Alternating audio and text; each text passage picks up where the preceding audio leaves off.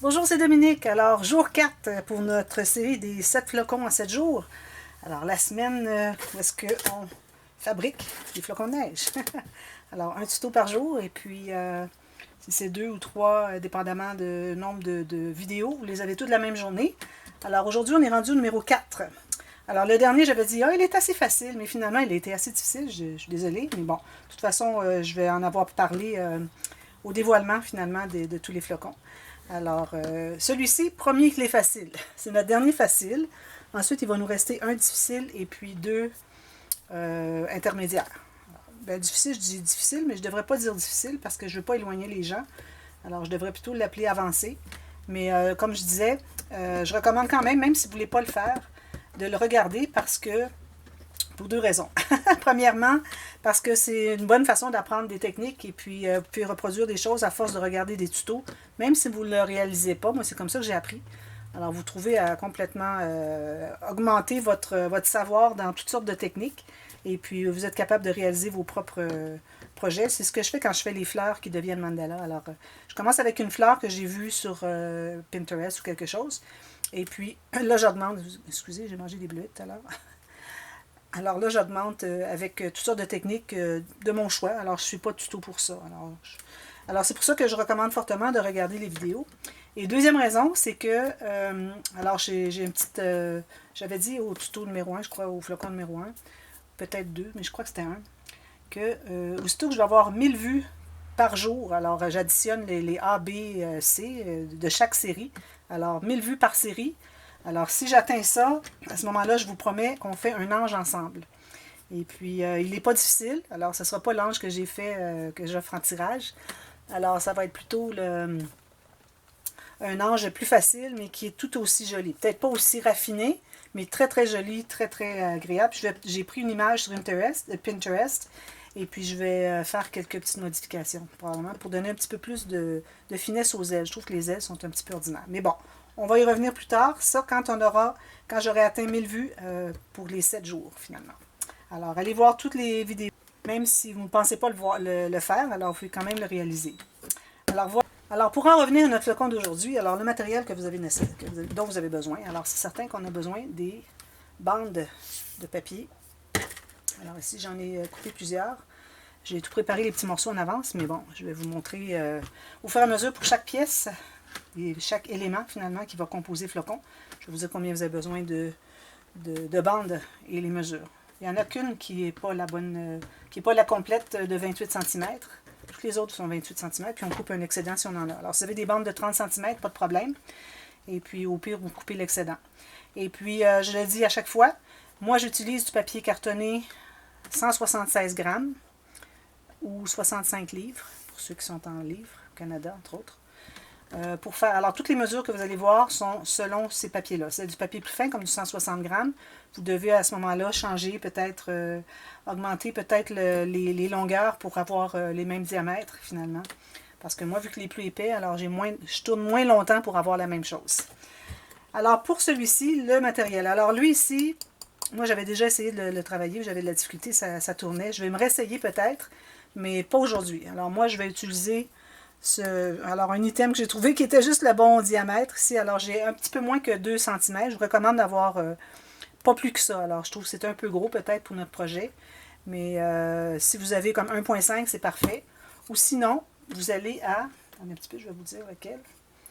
Vous allez au quatrième ici, en comptant le premier ici. Alors, 1, 2, 3, quatrième. Ça, c'est standard. Alors, on en a 12 ici. Le quatrième va donner la mesure dont on a besoin. OK? On a besoin d'un peigne, on a besoin de notre gabarit, on a besoin de ciseaux, pinces, pics, outils à quilling, bouteille de colle et on a besoin aussi de notre petite planche ici. Alors, on dirait un petit sapin de Noël.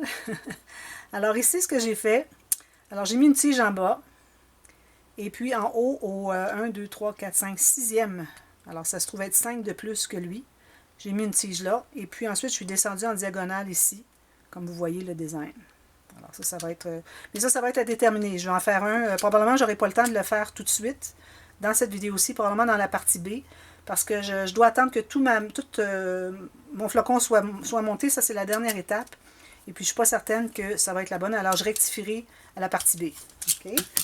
Alors, on va commencer par faire une pétale. Ben, c'est parce que ça commence toujours comme une fleur finalement. C'est pour ça que j'appelle ça une pétale.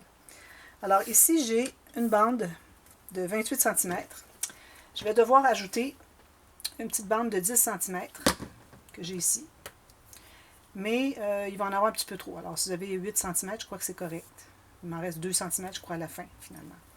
Là, ici, moi, ma bande, je m'aperçois qu'elle est un petit peu plus large. Alors, idéalement, si vous pouvez avoir vos bandes la même largeur, si vous coupez vous-même avec votre massicot, alors, essayez d'avoir une régularité. C'est pas facile au début, mais moi, j'ajuste avec mon ciseau, puis ça va très bien, comme ça. Alors, vous avez ces deux bandes-là qui sont collées ensemble. Alors, je vais faire ceci. Alors là, je vais utiliser les peignes. Alors, pour ça, à chaque fois qu'on utilise quelque chose avec des tiges, que ce soit le peigne ou la petite plaque ici avec les tiges, qui a un nom, mais anglophone, puis je n'arrive pas à le retenir. Alors ici, j'ai mis de la colle sur 5 mm au bout de ma bande.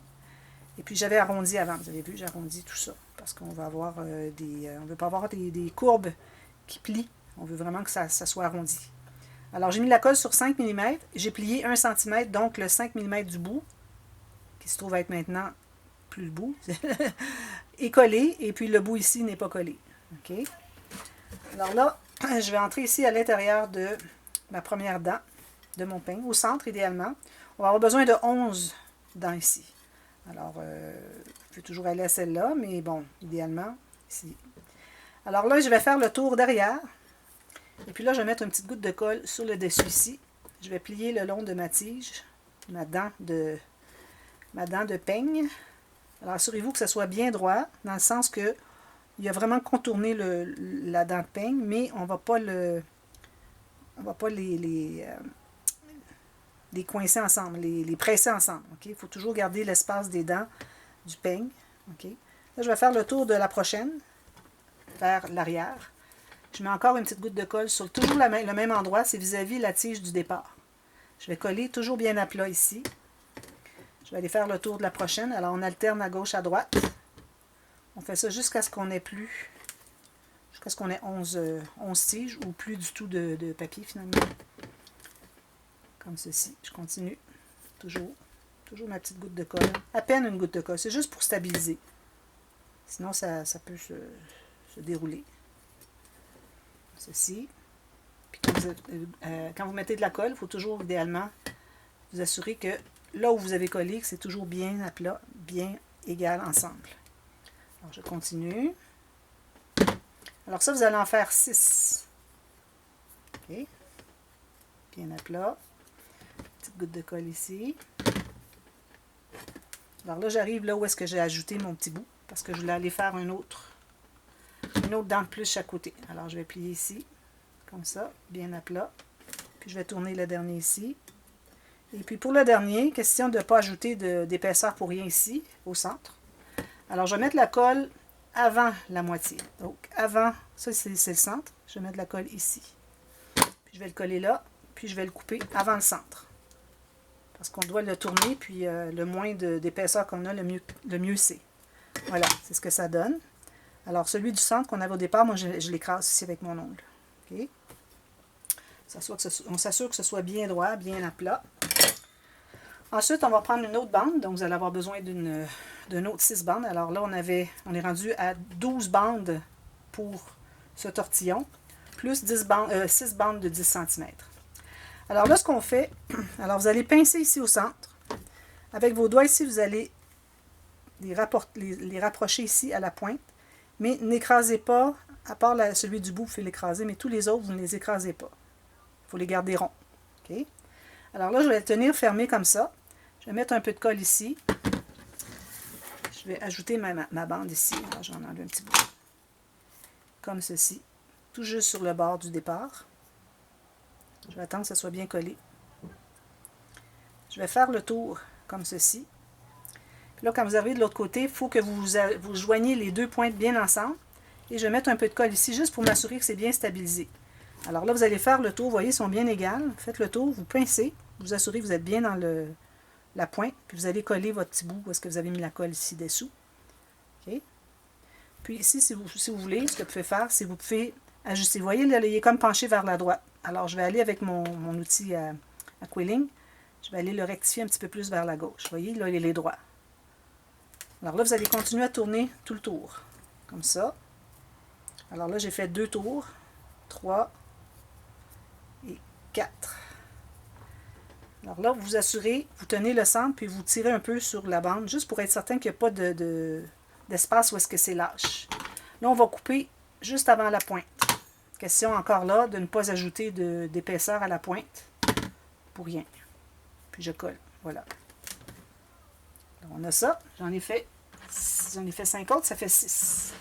Alors, on va les coller ensemble pour former la base de notre flocon, avec les pointes vers le centre. Alors là, on va tous les placer comme si on avait fini la fleur, si je peux l'appeler ainsi, ou le centre de notre flocon, comme ceci. Puis à ce moment-là, on peut voir exactement à quel endroit les morceaux se touchent, à savoir à quel endroit on va mettre la colle.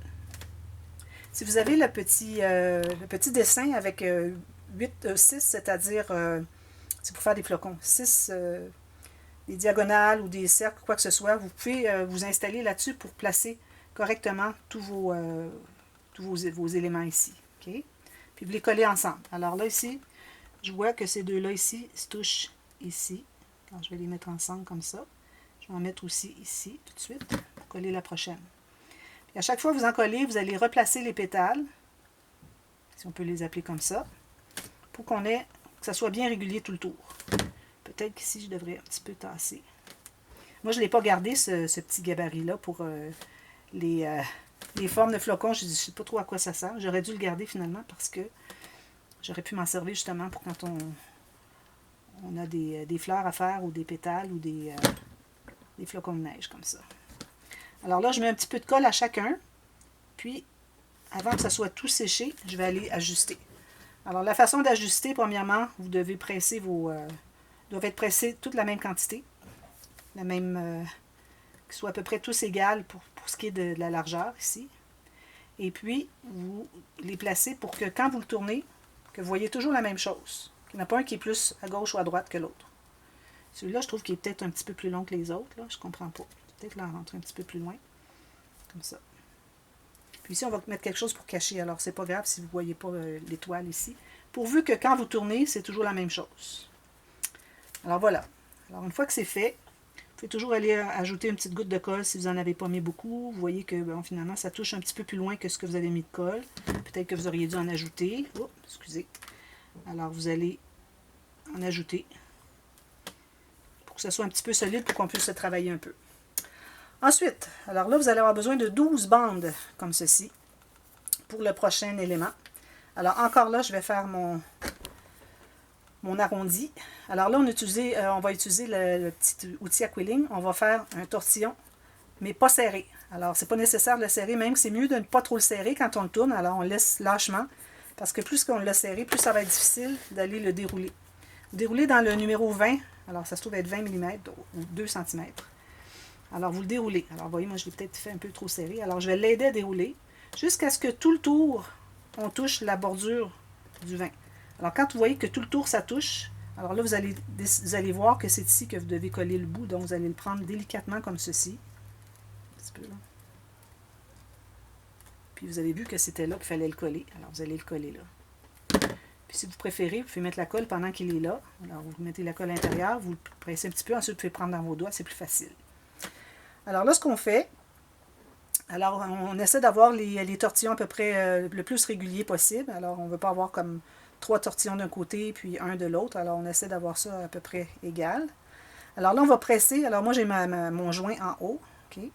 Je vais presser délicatement ici, mais pas jusqu'au fond, le centre. Alors là, ici, j'ai pressé un peu. Fait comme un œil, finalement. Là, je vais m'assurer que mon centre est bien centré. Alors, je vais aller le replacer si j'ai besoin. Puis là, je vais faire les pointes comme ceci. Alors, on n'écrase pas tout, mais juste les pointes. Ensuite, ce que vous allez faire, c'est que la main gauche va presser en bas et la main droite va presser en haut. Vous allez faire ceci. Juste une petite forme comme ça. Pas trop. On ne veut pas écraser le centre, on veut le voir. Voilà. Vous en faites 12 comme ça. Alors, moi, je les ai tous ici. Je vais en poser quelques-uns parce que après ça, on a un autre élément que j'aimerais avoir le temps de faire avant la deuxième partie. Alors là, ce qu'on veut faire, c'est qu'on veut avoir la partie qui est concave. Alors, vous savez, un cercle ou une forme circulaire ou courbée concave, c'est comme ça, et convexe, c'est ici. Alors, le concave qui est ici, on va mettre de la colle, comme ceci. Puis, on va coller, comme ceci. Voilà. À peu près la moitié de votre pétale qui est ici. Alors, lui, il va arriver à la moitié, c'est-à-dire ici. Alors, entre ici et ici, la moitié et le milieu est ici. Alors, vous allez coller ça ensemble.